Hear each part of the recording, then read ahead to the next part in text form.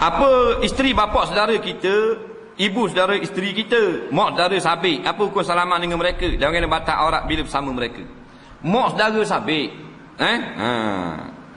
isteri pak saudara. Nak?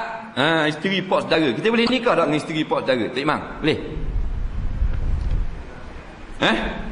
Boleh nikah tak dengan isteri pak saudara? Tak boleh? Kau ni cerai dah. Bukan sekarang lah, bu. Dia cerai dah, boleh nikah dengan kita. Mak saudara bini kita dipanggil mak saudara sabik. Mak saudara sabik. Kalau mak saudara laki dipanggil mak saudara golok. Apa tu? Mak saudara bini, mak saudara sabik.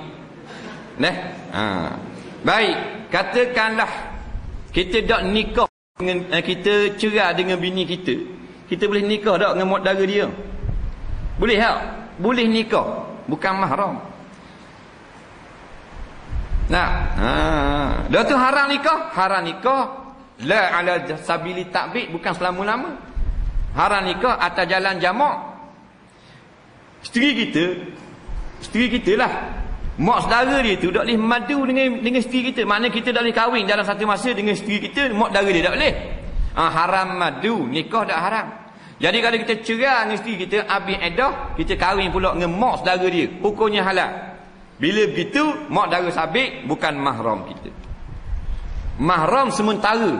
Mahram juga mahram sementara. Maka mak saudara sabik setuh batal sembahyang. Faham?